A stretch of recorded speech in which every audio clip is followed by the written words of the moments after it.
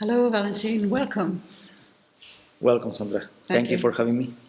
You're welcome too. We're here to talk about your latest collection. Yeah.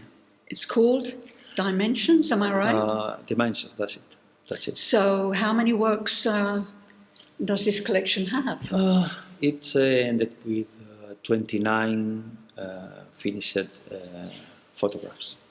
29 photographs. 29, so how long did it take you to finish? A full year. 12 months exactly. I finished it, I think it was the 25th of December.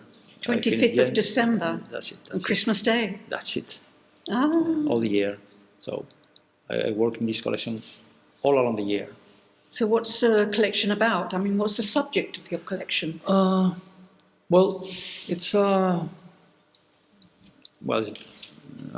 special thinking about that we are not alone in the universe, that there are some beings, I'm not going to say humans, that are also living in the same universe, but perhaps in different dimensions. As if they are living at the other side of a thin plastic wall, or without time, or without one of our dimensions, or in the colors. I mean, and well, I have been working with this idea and developing 3 or 4 different points of view to the center of the collection. And well, I made a little script about what I was trying to tell, and this is what I have been doing in this collection. Oh, good. So what did you use as a model then? Because this collection is completely, from my point of view, it's completely different from the others. Well, the previous. Yeah, of course, most of my collections are quite different from the previous one. And in this case, of course, it's got a few new things that I tried to include in the pictures. And it's I have been working with wooden frames and transparent photographic paper painted with different colors. You can see over the table. Mm-hmm. It's a transparent photographic paper, and so they had been not works taken outside. So really, you had to make a scenery, as to say. Yeah. This collection belongs to those half of my collection that had been done in a studio, not on location.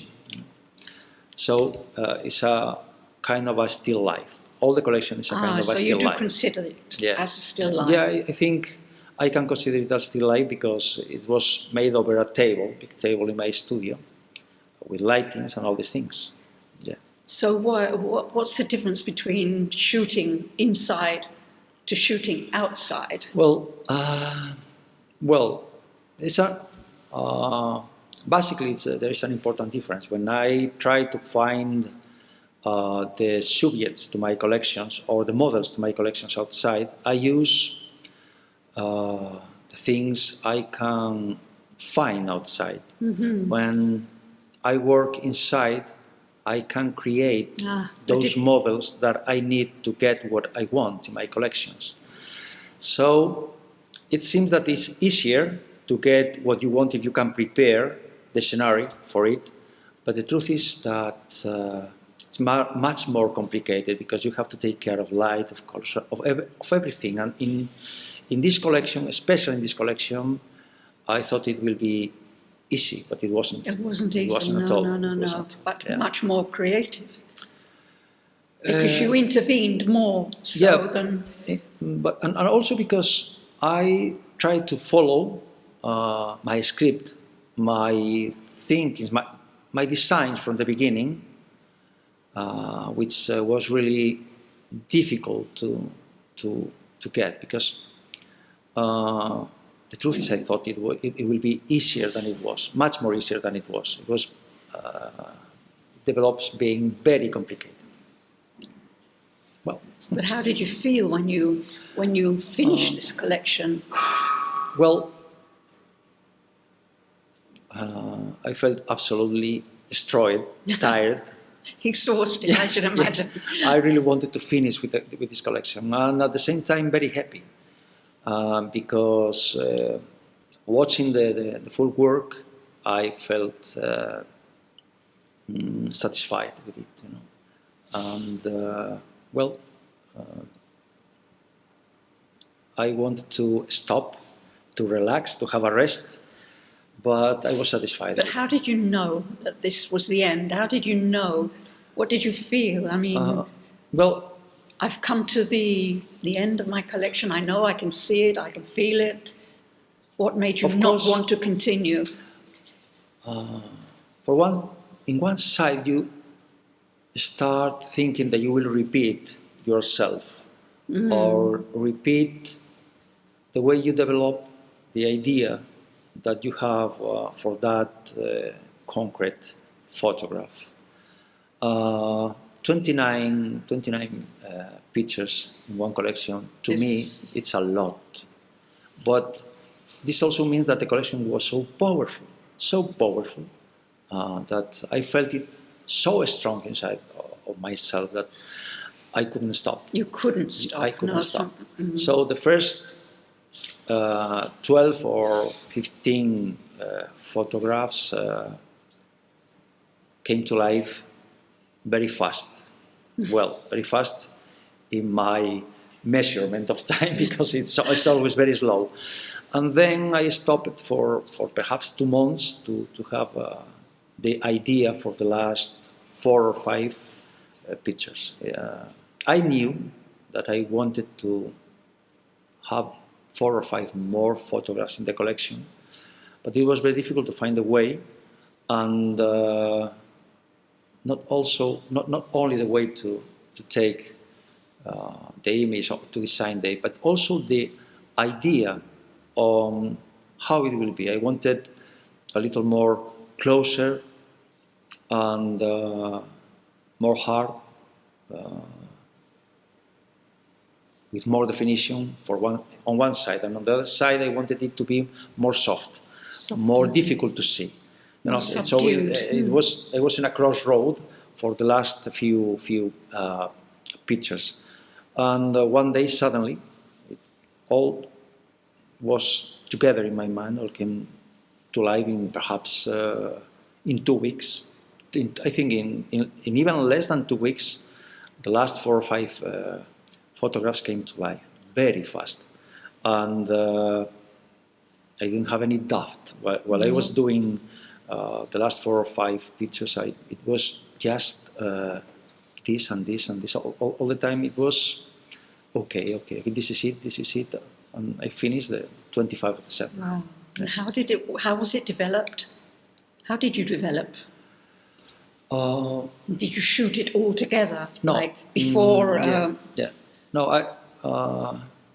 well, the beginning, I was making rehearsals for perhaps 3 or 4 months, because I couldn't get the type of image that I was looking for, that I was searching. And I thought that it was going to be impossible to reach to that point where the idea becomes very close to my thinking, But after perhaps 3 or 4 different types of rehearsals, one day I was traveling out to Zaragoza, and to a museum. I went to take a look to an exhibition by Giorgio de Chirico, and when I went out of the museum, passing by a window, I saw a little Chinese theater with black silhouettes. And I stand up in front of the window, looking at this Chinese theater, and it gave me I think very good idea. And I was thinking on this theater all the way back home. The next day I painted some transparent photographic papers as this we have here. Well, these papers belong to those that I use in the collection. And the next day when it was dry, I prepared the wooden frames and the backlights, and I started. So it just all came to mind, Yeah. just after seeing that And Chinese. the truth is that I was thinking to start with a new collection, now letting this one wait a few months and start with another thing, because I couldn't have a good answer to my ideas, you know. But at the end, it happens. You know? Wow. Yeah. And can you tell me why this collection differs from the others? Yeah. Well, it's just in relation Or what with is in this collection that differs from the others? Well, I think it was only at the very beginning I made a collection so colorful. You know. I think it was called the Internautas, which has no relation with the Internautas actually, because this was before the internet. You know? But this one is purely colors, nothing else than colors. And Colours and figures, no? yeah, but these figures appear from some, how to say, borders or forms inside of the colors, or in between the lines of different colors. That was exactly what I was searching for. And it was really difficult to get it, because you want to know why? I don't know. Because when I started painting the transparent paper, I used colors that when I tried to print them, the colors change so much that they have no any relation with those that I was expecting for. So I decided to use inks from my printers. Ah, interesting. Yeah, so that I could have the same chromatic scale from the beginning to the end. And I think it was a good idea, but it complicates a lot the final result, because when you use inks from a printer, everybody expects to see them by reflection in the paper. But I used backlights, so the colors became more bright, with more contrast, with more saturation. So at the end, these colors were very difficult to print, even with the same type of inks that I was using to print. So I needed to develop output profile, color profile, which is a little complicated to explain. But how would you define this work that we see here? How would you define it?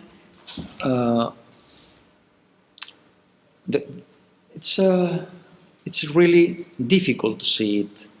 You have to go from the beginning to the end constantly to see if what you are proposing in all the captures you do will become something real in the final print. Because on the end, it's the final print who's going to tell the truth. The story. Yeah, that's it. So it's you have to follow a very complicated way, because the truth is that you don't see what's going to appear at the end.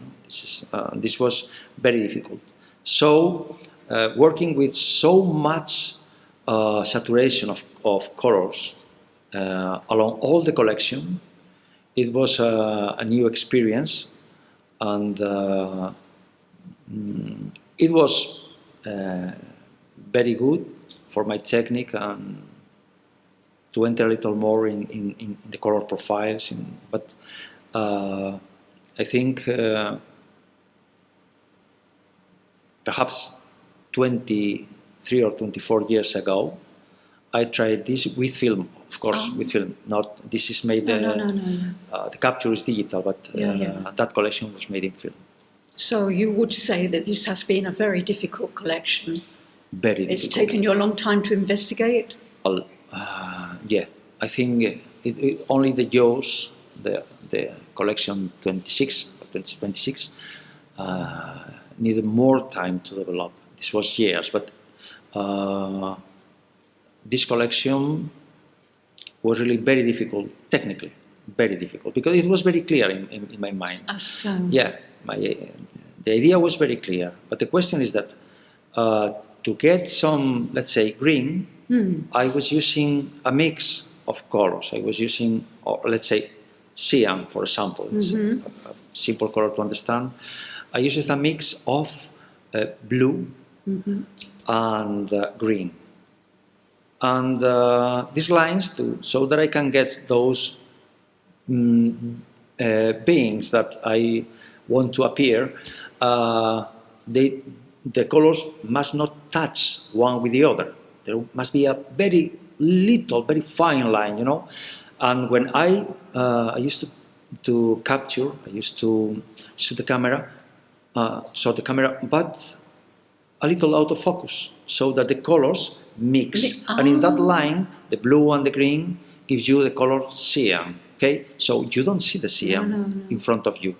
It will appear later when you can see the picture. So you know if you are really doing it well, you know.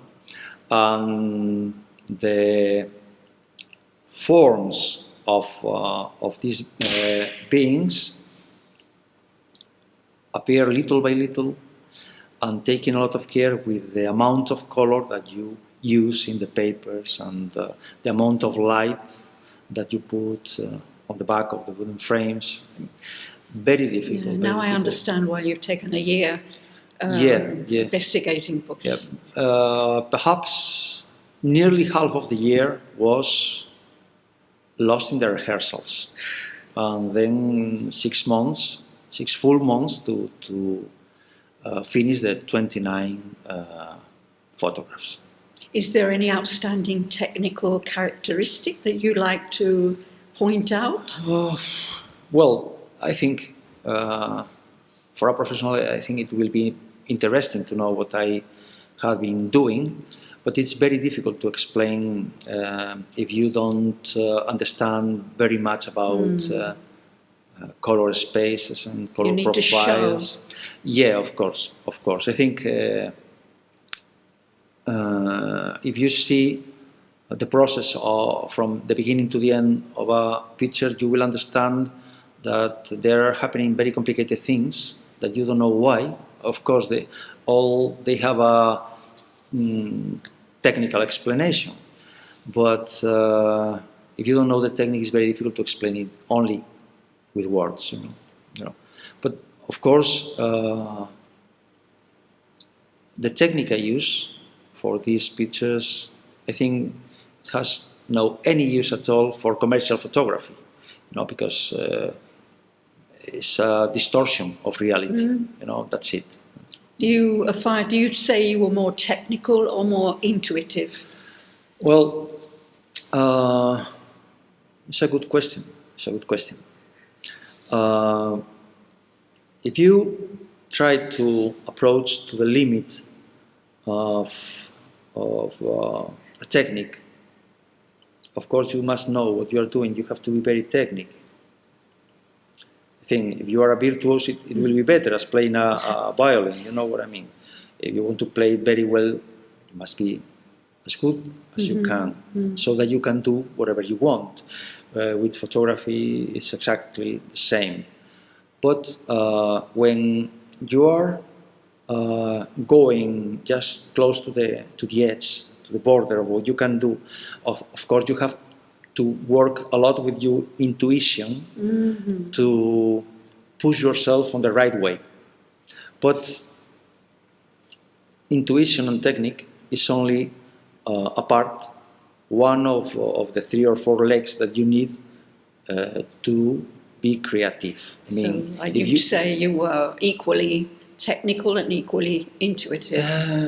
perhaps in some photographs, intuition was something very important, and perhaps in some other photographs, without very good technique, or something that you find perhaps by chance when you are doing your rehearsals. You can find a way to finish perhaps not this picture, but that one that you have there waiting to solve the problem, you know.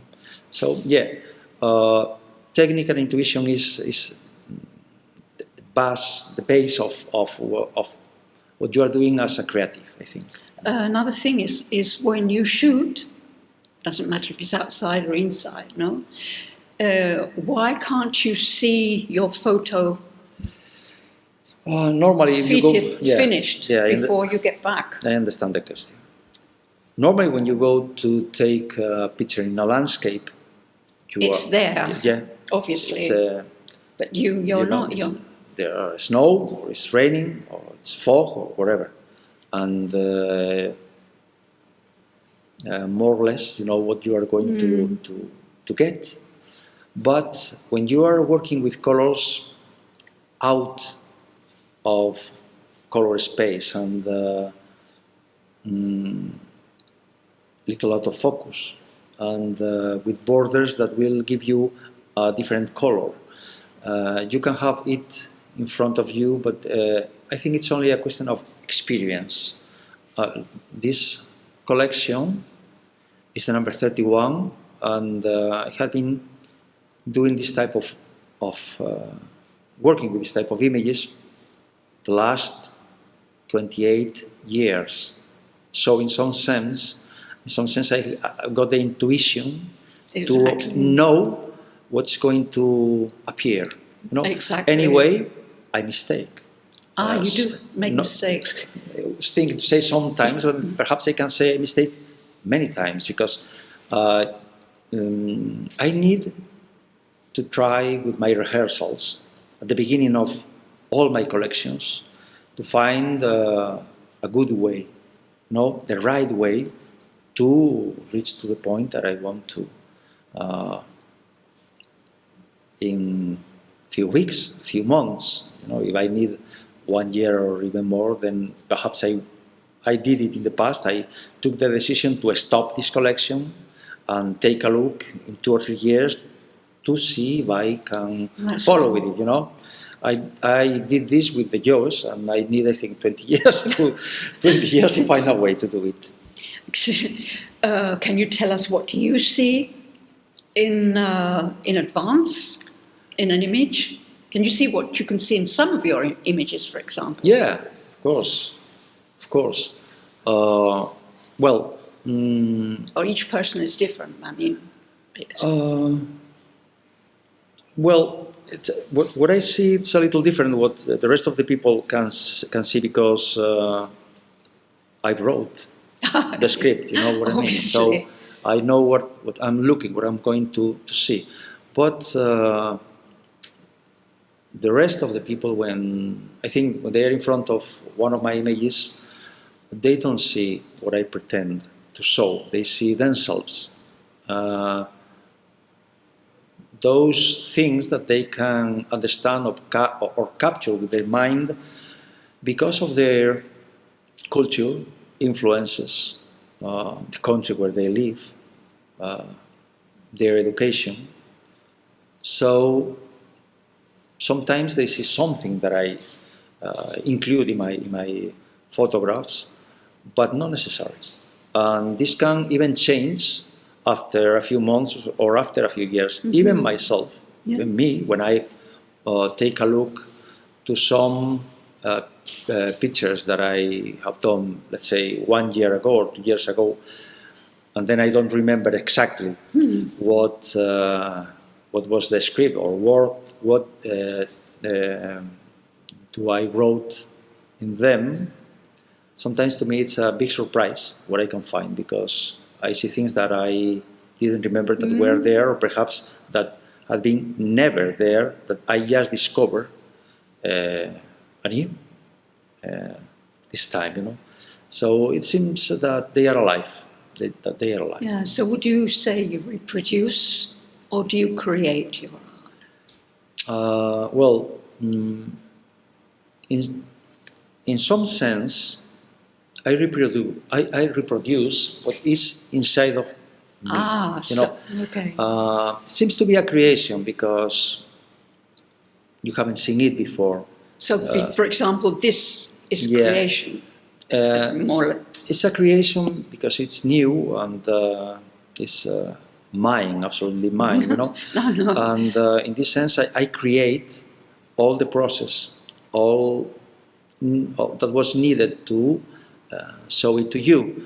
But to me, it's a reproduction of my inner thinking or view. You know, it's simply that I took a photograph, but not looking outside, looking inside. I mean, I understand this seems to be very complicated, what I try to say, but this is the truth. When I stand in front of one of my photographs in an exhibition, or when I finish this collection, I used to sit down in front of them and look, be quiet, slowly, relaxed, to see if I'm satisfied with this image or if it needs some change or something else, just to do it more accurate with my thinking, so with my idea. And I used to have different feelings that perhaps may look strange to the people, because sometimes I feel a little shame about what's there, because to me it's a portrait. I see myself as naked.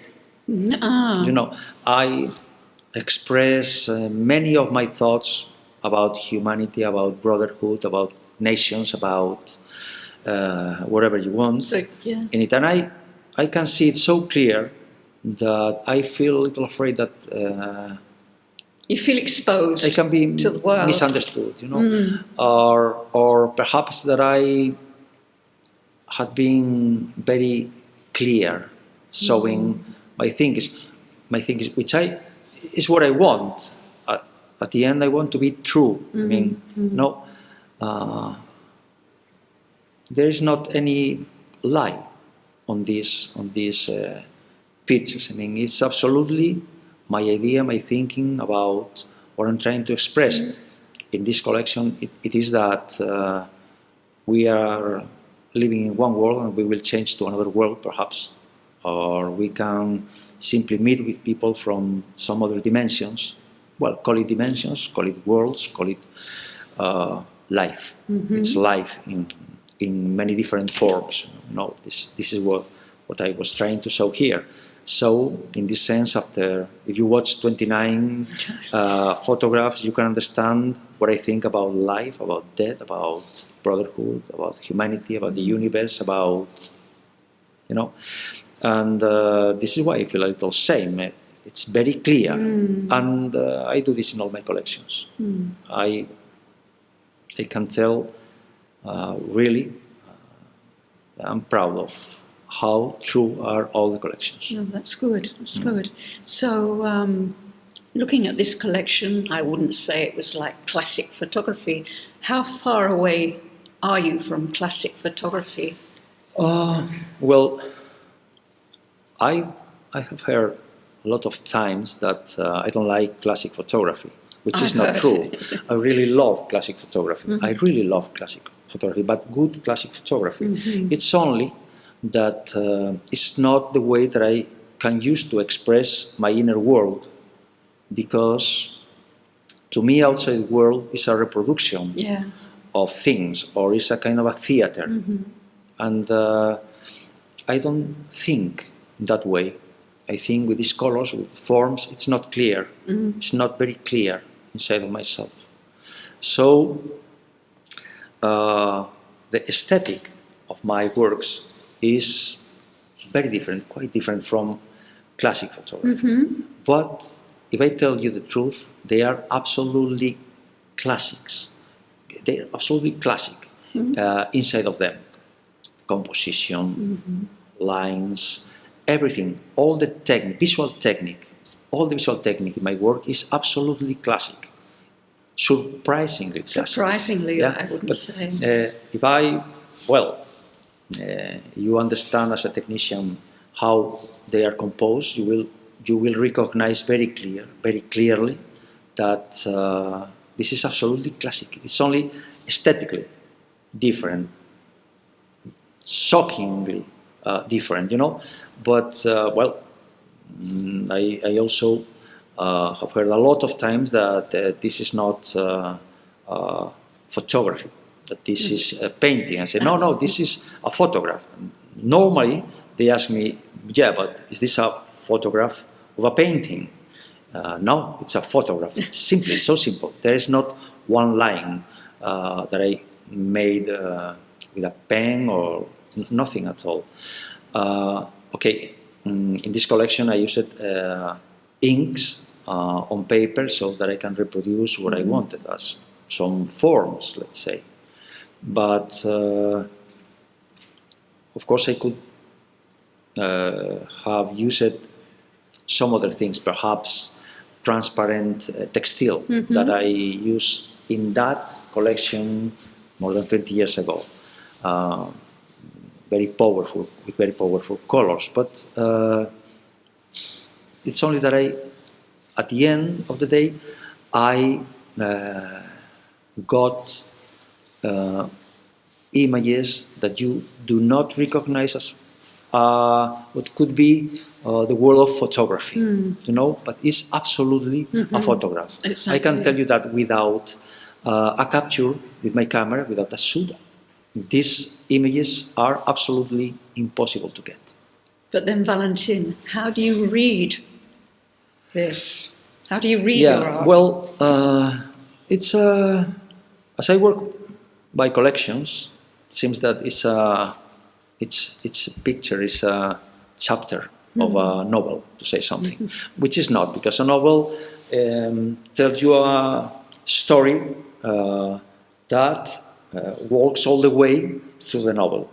It's more as a poem, let's say. It's a book of poems, but every poem is itself, You can read one, and you don't need to read all of them to understand a story, With my photographs, it's exactly the same. They belong to a collection inspired with the same idea, but they are absolutely their own. As humans, we live together, but each one of us is himself,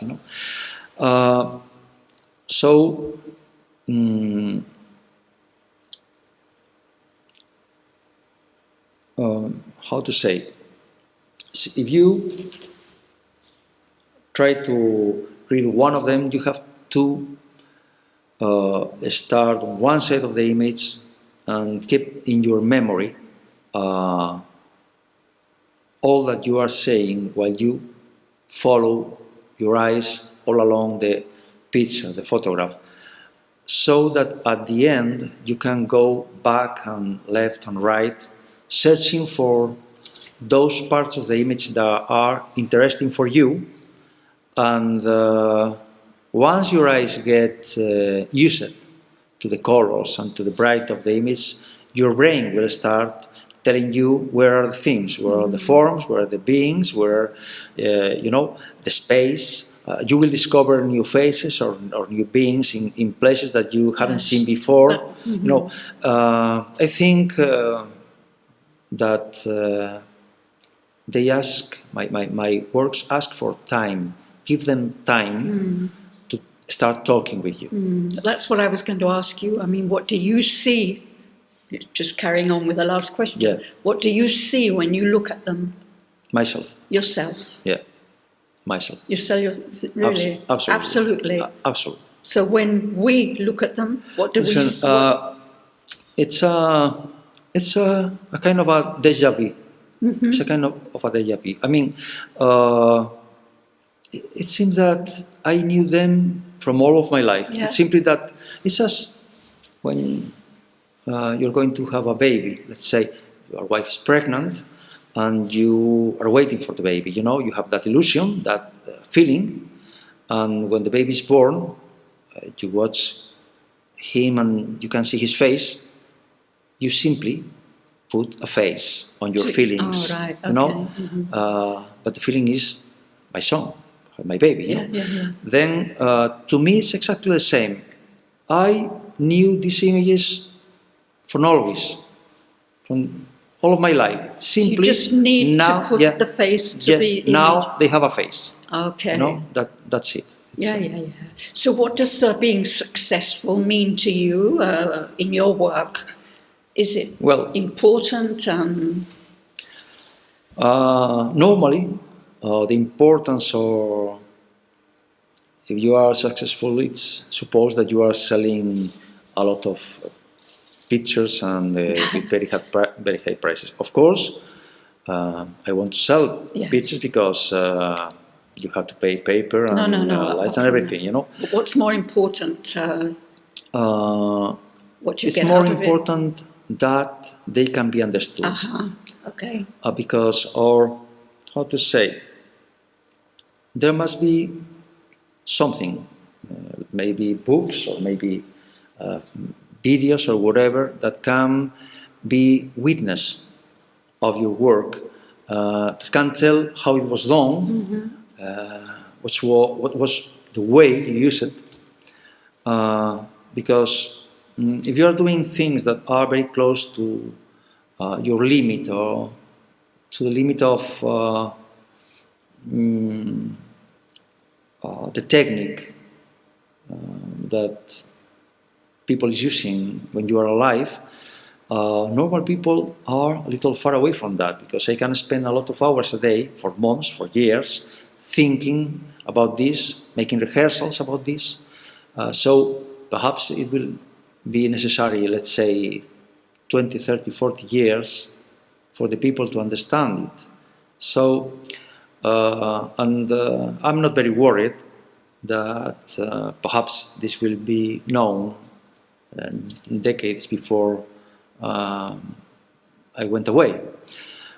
In some sense, this is normal. This has been normal, absolutely normal in the life of all those that we consider today gods of art. I mean, for example, Bach sold the first partiture more than 100 years before he died.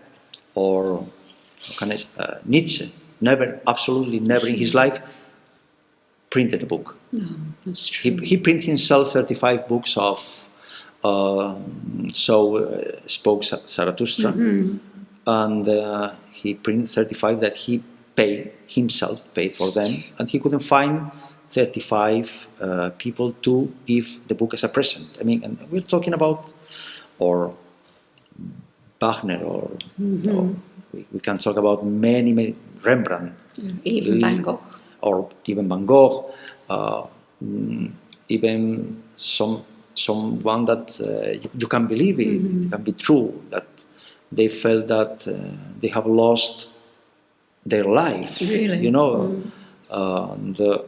Well, but it's true, you know, and I'm very happy because I have some books, and I made a lot of exhibitions. I have a gallerist, and that's moving my works for many countries. And of course, I would like to exhibit in the MoM and in all these places, or to find my Peggy Guggenheim, which will not be possible. Of course, I would like to have this, but not if I have to change it for my life, or if I have to sell my life. Don't want to trade your life for this? No. I think Tony, the gallerist of Le Petit Atelier, had a very big surprise the first time that he asked me why I didn't want to exhibit my works, you know. And perhaps for most of the people, it's what they want, to exhibit everywhere, to sell everywhere. But I stopped for about 8 or 10 years without making any exhibition, because I just want to develop my works and concentrate in my works, and making exhibitions stole a lot of time from my life that I wanted to dedicate to these collections and to learn and study all that I thought was necessary to start working with digital cameras and digital technology, and I really studied for a few years. I developed my own color space to work with these images. I mean, I prefer to concentrate in my collections. Okay. I have been very lucky that some gallerists took interest and waste a lot of time with my collections because I know as photography they are very strange. So if exhibitions are not your main point, where would you like this exhibition, this collection to go? Will there be books? I'm not saying that I don't want to exhibit or that I don't want to sell my works. Of course I do. But I think the figure of the gallerist is absolutely necessary. Absolutely necessary. I'm not against internet. I'm not against anything. Everyone has got his own way to do things, but I think that a gallerist is someone that tries to understand what you're doing, how you think, if you're honest or not, if what you're doing is truly the best that you can do, if you I think I'm really a friend of my gallerist because we work together. I want them to know absolutely everything about my collections, how I do, what I think, what I try, the script. So he is the perfect person to... This is why I think they are necessary, because I know that you can watch, you can see a photograph, art, and art does not need any explanation at all. At all. It must talk for itself, or it's stupid art. It's nothing, But at the same time, I use a language to my expressions, and if I speak in Chinese and you don't understand Chinese, I can say the most beautiful things. More extraordinary things about the universe. If you don't understand it, you will understand nothing. Exactly. So maybe it sounds very well as music to your ears, but you don't understand the words. So a gallerist is that person that can explain all these, have these possible visions, or the author tried to do this. Also, perhaps you see something, but there are all these other things that he tried to tell you, and it can help a lot to the people to understand not only my art in general, to enter in this world that sometimes seems stupid, superficial, which is not at all, It's, to me, it's very serious. I know this is not going to save anybody or to kill anybody. It's art purely, but it's something very deep. It's full of, how to say, happiness or love, or it's full of the best feelings that human can have. Yes. And definitely. Of course, I always take off all those dark thinkings that I can have in my life. I only work when I have what can be said. Good thoughts, I only work when I feel well, very well, and good thoughts in my head, and that's it. And I think the result, I can see that the result of this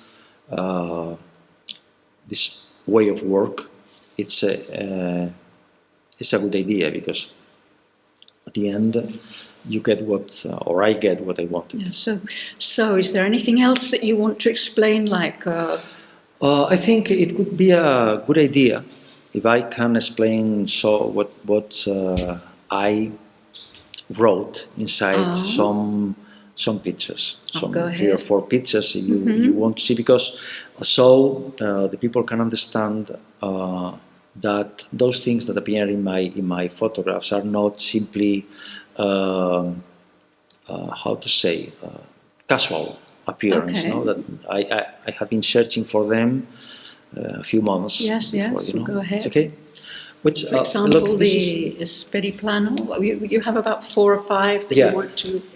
that which because I use different colors in them, so that they can understand that I have been working with green or with magentas or with blue cyan, yellows, oranges, all these colors at the same time. And some of them are a little more complicated than others. Some are very complicated and some are very simple, you know. But I think that they can understand how they can look at these works. For Or some, read them, as yeah, you say. yeah. For example, this one is the Sferiplano. Sì, Speriplano. Yeah. Well, also the titles of my works are a little funny because they came from the script that I wrote. The Sferiplano is a mix in between something spherical and something that is plain, absolutely plain. You know, and this is some that is spheric, and you are watching it as if it's plain. You know. And it's a game Flat, with it's yeah, flat. Yeah, it's a game with Spanish words. You know, in this case, it's something that appears from a dimension that is spheric, but we can see it only as flat. You know, but then we can understand it's spheric, as we in a picture we are spheric to say something, but in a picture we see ourselves are something flat. Well, this is the appearance of this Sferiplano. Okay. Then, yeah, Sferiplano is a sphere that seems to be orange with a yellow dot inside in the middle. But it doesn't seem like a dot, it seems like a face. It's a face, yeah. It's the inner face of the Sferiplano. Exactly. It's the inner spirit of the Sferiplano. They also have a soul, let's say, okay? And at the same time, the Sferiplano has got 2 faces. One on the right, the outside, that is singing or shouting, and on the right, simply watching, you know. And there are some beings inside of it, in one color, that are watching everything that is happening inside of the Sferiplano. And this is one world. Around this world, there is a green world, not blue as our scale. It's a green world that is full of people doing things that seems to be very distant from the Sferiplano, as in different worlds. But at the same time, the green mix a little with the orange and with the yellow, and some of them recognize that there is something because they are watching on the inside the Sferiplano. So this picture, perhaps we have, let's say, 25 beings that we can see with some difficulties, because it's so soft, the colors, and so soft the textures, that you need to be relaxed, looking, watching, see if you discover something, okay? What about the cambio, the dimensiones of dimensions? Yes, change of dimensions. Change of dimensions. This is, I like very much this image. It's what will you say, or what do you think you will say if you are inside of your mother and you're going to be born? If somebody asks you, you want to be born? You will say, no, I'm fine here. No. What is that? The world, what is that? No, I want to be here. Yeah? So women have the possibility to make a big change of dimension, because they can put in this world something that was not in it, that was in some other place, in some other world. So women have the possibility to make that change of dimension with us. You know, in this sense, this image seems to be a world inside something. Inside something. That it's also two faces. You see one on the left, one on the right, with a very big eye. And inside there is A body. yeah, seems to A be being. seems to be some human. Humanoid. Yeah, You don't know humanoid if it's inside human. of this rectangle, which is red and magenta, full of life. That's Purple. going head onto a hole that seems to be a door, opening door, and inside of this placenta, there are some beings helping him to to be go outside Yeah. of this dimension, to be born. And outside, very close to this square, there are a few heads that you can see that they are watching. Perhaps the Yes. father, the mother, grandmother, the brother, And Very interesting. Yeah, and on top of this placenta, there is someone, Yes, being, I can see strange it. being, Yes. humanoid also, in the same green color that the general atmosphere of the image, that is sitting. Sitting. Seeking? Searching, on top, seeking. Yeah, on top of the image, waiting to see what the rest of the people is doing. So it's watching from the sky. This is change of dimension. Another one. Contact. Contact. Okay. Contact is one of the last images I made. It's a world with a circle. It's a Saturn planet, but only that the circle is not in the middle. It's on top of the planet.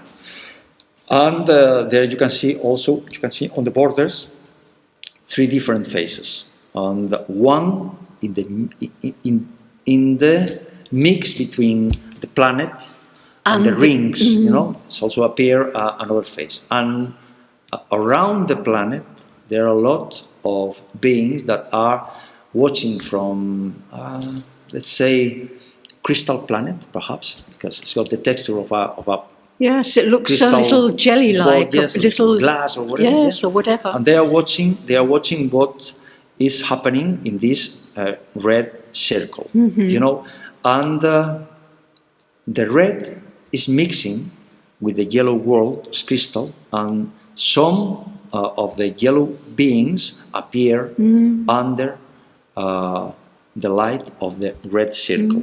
So they are in contact with another dimension. This is what this image means. They all have a story. We have contact. Yes, and what about the invisible visitor? Oh, yeah. Yeah. It's one of the most simple images of the collection. I wanted to show. I like this one. Yeah. It's only a face that seems to have a hat. The hat seems to be full of clouds, and see, it's clouds or fog moving, wind, and there is a face, very clear face. I can't tell you if it's a man or a woman, but in my thoughts it was a man. A man. It was masculine. I would say yes. It was masculine, Of course, in Spanish language, visitante is masculine. But at the same time, it can be understood as feminine. So it's also in English the invisible visitor, and in Spanish it's a kind of undefinition of the sex.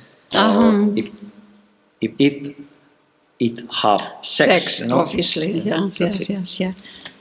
And then there's another one that's called the Mun. Yeah. Well, at the beginning of these collections, I used to make images that can be seen in one direction, or you can change the frame and you can see another picture. I can see in a lot of your pictures the object in the middle is sort of transparent. Yeah. Lately I don't I don't play this game very much No. as I did in the past.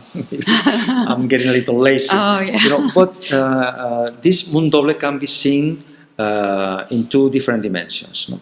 Head up or yes. head down, and at the same time, it's showing two different worlds that are missing together. It's looking at two different worlds. It's seeing what you say, seeing. So if we look in this direction, we can see a face looking upside, upwards, and then one looking on the right. Yes. But if we turn it,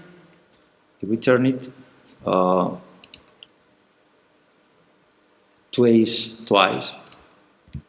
you can see a lot of people that are doing something, let's say in a market, perhaps, and over them there is a face looking down.